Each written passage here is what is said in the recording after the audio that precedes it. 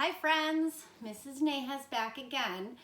All right, we're going to continue with our story, The Mouse and the Motorcycle, and we left off at the end of chapter 4, and Ralph, the mouse, and Keith, the boy, staying in room 215, had finally met each other, and Ralph finally figured out how to make his motorcycle actually run.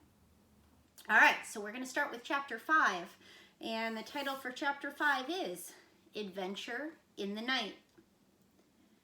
When Ralph had mastered riding the motorcycle on the threadbare carpet, he went bumping over the roses on the less worn parts under the dresser and the bedside table. That was fun, too. "Hey," whispered the boy, "come on out where I can see you." Pum, bum, bum, bum, bum. Ralph shot out into the moonlight where he stopped, sitting jauntily on the motorcycle with one foot resting on the floor. "Say," he said, "how about letting me take her out in the hall? You know, just for a little spin and see how fast she'll go." "Promise you'll bring it back?" asked Keith. "Scout's honor," answered Ralph, who had picked up many expressions from the children who had stayed in 215. "Okay, I'll tell you what," said Keith. "You can use it at night and I'll use it in the daytime. I'll leave the door open an inch so you can get in. That way you can ride it up and down the hall at night." "Can I really?" This was more than Ralph had hoped for. "Where do you want me to park it when I come in?" he asked. "Someplace where the maid won't step on it," answered the boy. "That's easy. Under the bed. She practically never cleans under the bed." "Yes, I know," agreed Keith. "I looked. There are a lot of dust mice back there." "Please," Ralph was pained. "Oh, sorry," said the boy. "That's what my mother calls bunches of dusty fluff under the bed." "My mother doesn't," said Ralph. "Now, how about opening the door?" The boy put his hand on the doorknob. "You won't let anything happen to my motorcycle, will you?" he asked. "You know I wouldn't let anything happen to a beauty like this," said Ralph. "See that you don't, and don't stay out too late." The boy opened the door and permitted Ralph to putt into the dim light of the hall. Ralph had a scary feeling he was on the threshold of an adventure. There were no beds or chairs for him to dart under in case of danger. The floor creaked. Someone was snoring in room 214 across the hall. Outside in the pines, an owl hooted, sending prickles up Ralph's spine. Ralph controlled the trembling of his paws while he hesitated outside the door to consider the possibilities of the hall, which was carpeted down the center, leaving two smooth highways of bare floor on either side along the baseboards. It did not take Ralph long to decide what to do. He picked up his tail, took a breath, bent low over the handlebars, flattened his ears, and sped down the straightaway as fast as the motorcycle would go. He could feel his whiskers swept back by the force of his speed. It was glorious. Ralph had never ventured so far from home before. The old wooden hotel, cooling in the night air, snapped and creaked, but Ralph was brave. He was riding a motorcycle. He passed room 213, ran out of breath, and let momentum carry him past another noisy snorer in room 211. On down the hall to the elevator, the mysterious elevator that carried people to that wonderful place Ralph had heard so much about, the ground floor. When Ralph came to the stairs, he stopped to look down, knowing it was impossible to ride a motorcycle downstairs, and at the same time wishing he could see for himself the wonders that lay below. He sniffed the air, and it seemed to him that he could smell the strange foods he had heard about. Cinnamon buns with sticky frosting, turkey stuffing, and pancakes with maple syrup. A ray of moonlight from a window glinted on the glassy eye of a mounted deer head over the stair landing and startled Ralph, sending him off down the hall, past the broom closet and the linen room to the end of the hall, where he executed a sharp turn and started back. Exhilarated by speed, Ralph raced up and down. Once, when he heard some people getting out of the elevator, he had to duck behind the curtain of a window at the end of the hall. Toward midnight, he passed his Aunt Sissy scurrying along the baseboard. He waved and nearly lost control of the motorcycle. Aunt Sissy stopped to stare while Ralph rode on, feeling pleased with himself and at the same time sorry for Aunt Sissy. Poor frightened thing, with only her feet to carry her from one crumb to the next. Up and down the hall raced Ralph until, after an especially noisy burst of speed outside room 211, he was startled to hear a dog bark inside the room. Now it was Ralph's turn to be frightened. Uh-oh, he thought. I'd better be careful. If there was one thing Ralph disliked, it was people who traveled with dogs. Dogs always sniffed around where they had no business sniffing. Once, a dog had even barked into the mouse hole in room 215. It was days before Ralph's mother got over that. Ralph heard someone moving around inside room 211 and, looking back over his shoulder, he saw the door open and a tousled man in a bathrobe and slippers appeared carrying a little terrier. The man looked cross and sleepy as he started down the hall toward the elevator with his dog.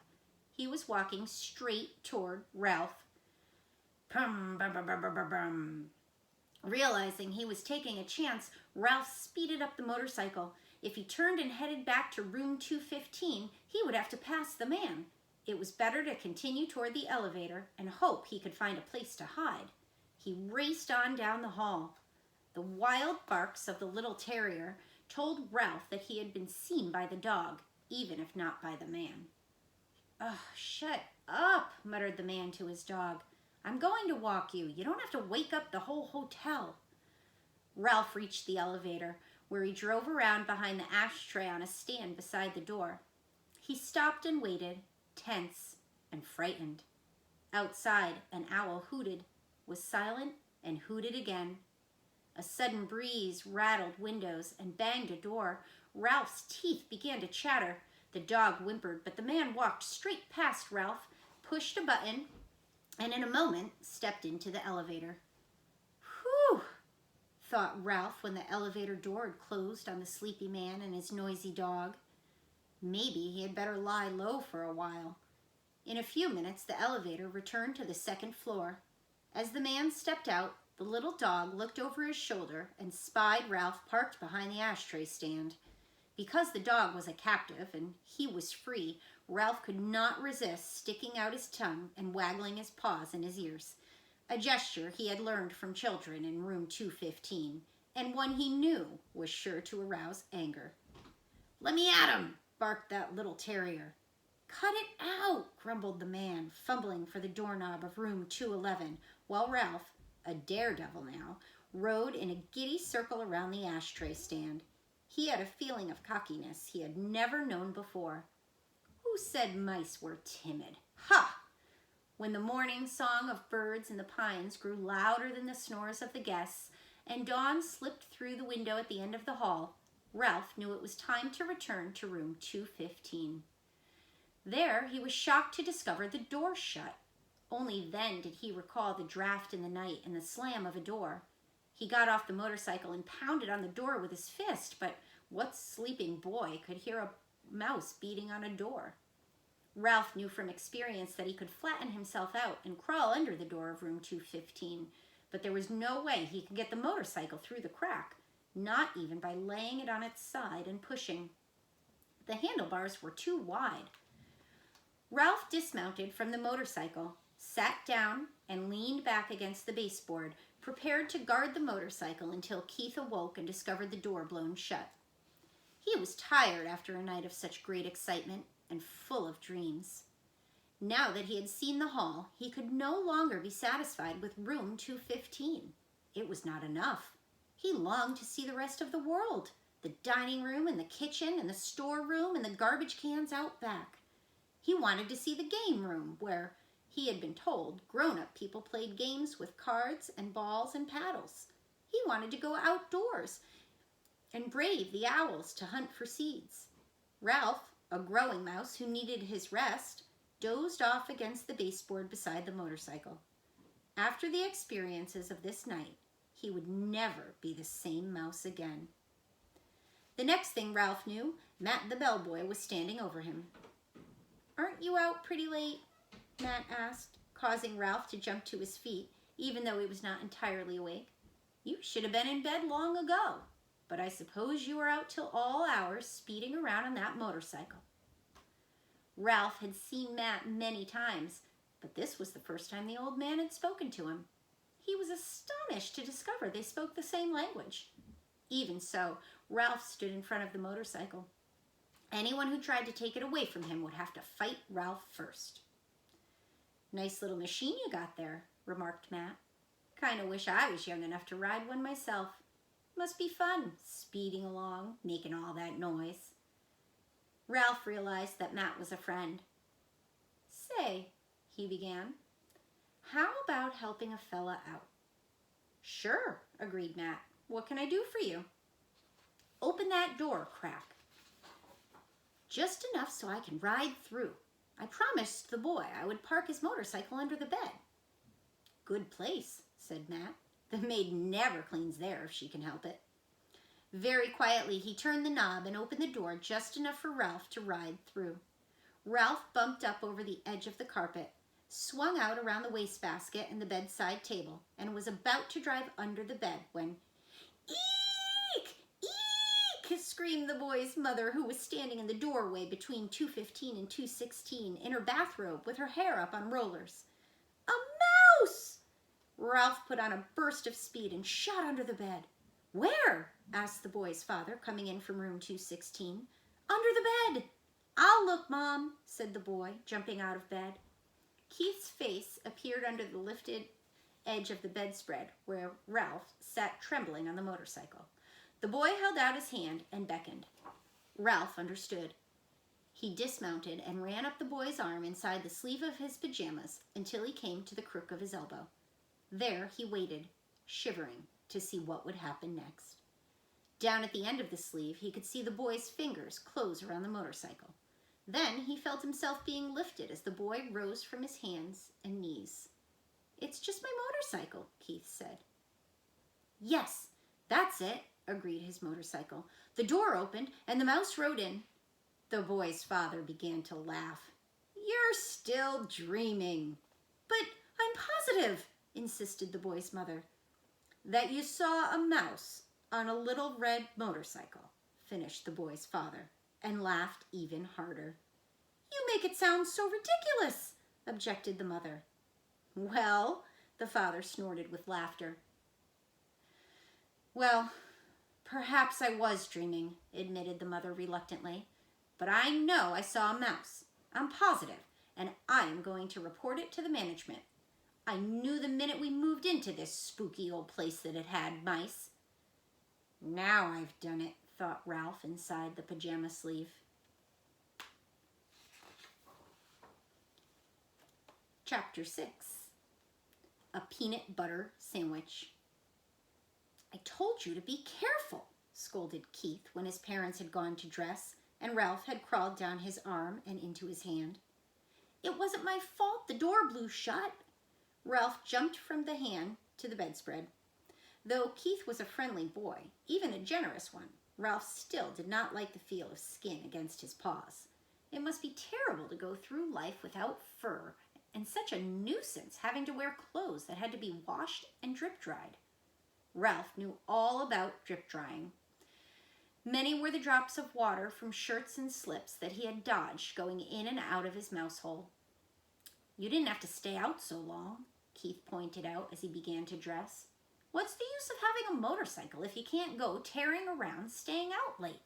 Ralph asked reasonably. You don't have a motorcycle, said Keith. I just let you use mine, and you better be careful. I like that motorcycle, and I don't want anything to happen to it. I'll take care of it, promised Ralph, somewhat chastened. I don't want anything to happen to it either. It's going to be harder to get a chance to ride it now that my mother has seen you, said Keith. She's a terribly good housekeeper, and she's sure to complain to the management. Speaking of breakfast, you people are too tidy, complained Ralph. I'm not getting enough to eat around here. You don't leave any crumbs. I never thought of it, said Keith. What would you like to eat? Ralph was astounded. This was the first time in his life anyone asked him what he would like to eat. It had always been a question of what he could get his paws on. "You mean I have a choice?" he asked, incredulous. "Sure," said the boy. "All I have to do is order it when we go down to breakfast, and then bring you some." Ralph had to take time to think. After a diet of zwieback and graham crackers provided by little children, bits of candy and an occasional peanut or apple core left by medium-sized children, or a crust of toast and a dab of jam left by an adult who had ordered breakfast sent up from room service, the possibilities of choosing his own meal were almost too much. "I know what I'd like," Ralph said at last, "but I don't know what you call it." Once, some people who said they were almost out of money stayed in these rooms. They had 4 children, all of them hungry, and they couldn't afford to go to the dining room, so they got some bread and spread it with something brown out of a jar and put some more bread on top of that. They whispered all the time they were eating because they didn't want the maid or bellboy to know they were having a meal in their room. Afterwards, they all got down on their hands and knees and picked up every single crumb on the carpet, so no one would guess they had eaten in their rooms. It was a great disappointment. It smelled so good, like peanuts, only better. The boy laughed. "It was a peanut butter sandwich." "Sure, I'll bring you a peanut butter sandwich, or part of one. I'll eat part of it myself. It'll be kind of funny breakfast, but I won't mind that." "Where will you leave it?" asked Ralph. Keith thought for a minute. "Where do you live?" he asked. "In the knothole under the window." "No kidding," Keith laughed. "That's the hole I poked my finger in last night." "I'll say you did," said Ralph. "Scared me out of a year's growth. Nobody has ever guessed it's a mouse hole because it's a knot hole instead of a chewed hole." "I tell you what," said Keith. "I'll bring up part of a peanut butter sandwich and poke it through the knot hole." "Just like room service." Ralph could not have been more pleased with the suggestion. What about the motorcycle?" he asked. "Where are you going to leave that?" "In my suitcase, I guess." "Oh, come on," pleaded Ralph. "Have a heart. Leave it someplace where I can get it when you're out during the day. You're supposed to be in your mouse hole asleep, not riding around in the daylight where people can see you." "Well, gee whiz, can't a fella even look at it?" asked Ralph. "I bet you like to look at big motorcycles yourself." "Yes, I do," admitted the boy. "Well, I'll leave it back under the bed like I said, but you promise not to ride it until after dark. Scout's honor." Ralph jumped off the bed and ran off to the knothole. Ralph's home was furnished with a clutter of things people drop on the floor of a hotel room. Bits of Kleenex, hair, ravelings. His mother was always planning to straighten it out, but she never got around to it. She was always too busy fussing and worrying. Now, as Ralph expected, she was dividing rye crisp crumbs among his squeaky bunch of little brothers and sisters while she waited to scold him.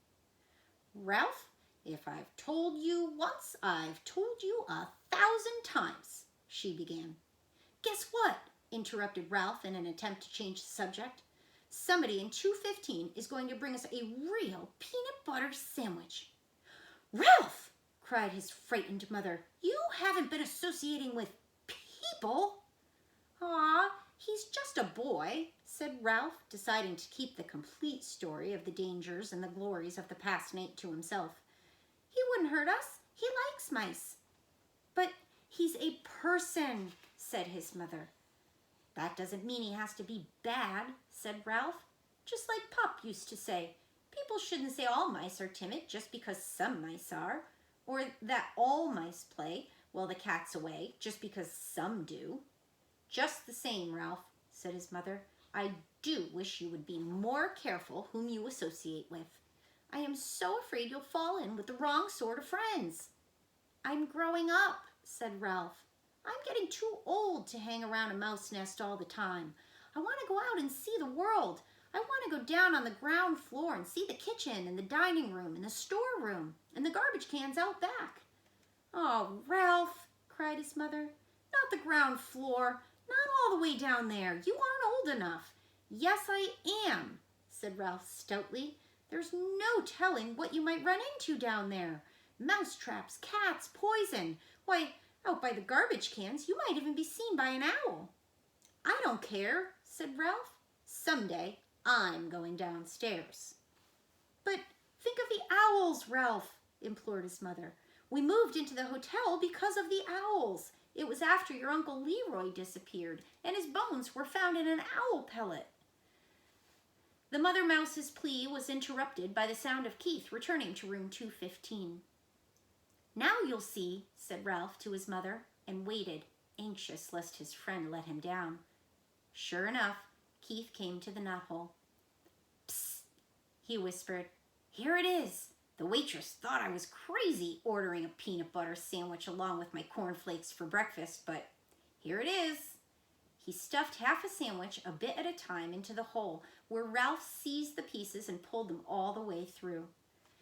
"Listen, we're going to be gone most of the day. The dining room is packing us a picnic lunch, and we're going to drive along some of the back roads and visit some old mining towns." "Thanks a lot," Ralph managed to say with his mouth watering. "Have fun." "See you tonight," said Keith. "Have a good day's sleep." Ralph's mother could not help being impressed by the sight of that peanut butter sandwich. "Just like room service," she marveled. "Why, it's a peanut butter and jelly sandwich, and it even has butter in it." "I told you he would bring it," Ralph could not help boasting, even though his mouth was full. After sharing his feast with his squeaky little brothers and sisters, all of whom had trouble with peanut butter sticking to their teeth, Ralph curled up on a heap of shredded Kleenex and took a good long nap. When he awoke refreshed, his first thought was of the motorcycle. He wondered if Keith really had remembered to leave it under the bed. He yawned and stretched and left by way of the knothole. Room 215 was just as Ralph had last seen it. The bed had not been made, and there were no fresh towels by the wash basin. Ralph ducked under the sheets and blankets that had tumbled off one side of the bed, and there, in the dim light, he caught the gleam of chromium exhaust pipes. Keith had trusted him after all. He walked across the carpet and took hold of the hand grips once more. They felt just right in his paws, and he longed to be off, speeding around the threadbare spots on the carpet. But a promise was a promise. Keith had kept his promise about the peanut butter sandwich. Ralph would keep his about not riding the motorcycle in the daytime. He tried to satisfy himself by walking around the motorcycle in the dim light under the bed, admiring all over again the sleek design of the machine. Ralph was lost in admiration and daydreams of speed and power when suddenly the door opened and the maid entered. It was too late to make a dash for the mouse hole. The maid stripped the blankets and sheets from the beds, shedding unwelcome light on Ralph and the motorcycle. Her feet in white sneakers moved lightly as she gathered up the sheets and pillowcases and towels and dropped them with a soft plop beside the open door. The next thing Ralph knew, he was hearing familiar and dreaded footsteps coming down the hall, steps he had learned to fear when he was a tiny mouse. It was the head housekeeper, the woman who was in charge of all the maids in the hotel. He recognized her steps, and he recognized her shoes, stout, sensible black Oxfords. Nothing was ever clean enough for the head housekeeper, and Ralph's whole family lived in dread lest she discover their mouse hole. Now he held his breath, hoping she would go on down the hall, but nope, she stepped into room 215. "Good morning, Marjorie," the housekeeper spoke crisply to the maid. "Be sure you clean 215 and 216 very thoroughly this morning. There has been a complaint from the guests. They suspect mice." "Yes, ma'am," said the maid. "Look behind all the drawers," continued the housekeeper, "and in the corners of the closet. Please report any evidence of mice, and be sure you vacuum under the beds. You've been getting careless lately." With that, she walked briskly down the hall. "Old grouch," muttered the maid, as she reached into the hall for something that produced a sound that struck terror into Ralph's heart. It was the clang of vacuum cleaner attachments banging together. Animals don't tend to like the vacuum, do they? I know my dog always asks to go outside when he sees me plug the vacuum in. Okay, that brings us to the end of chapter 6, friends. So far, I hope you're really liking the story of Keith and Ralph and the mouse and the motorcycle. He's going to go on lots of adventures. So I'm going to sign off for now. I will be back tomorrow. Hopefully you'll join me. If not, you can always join me on Monday and catch up. All right, busy bees. I'll see you later. Mrs. Nahas is out of here.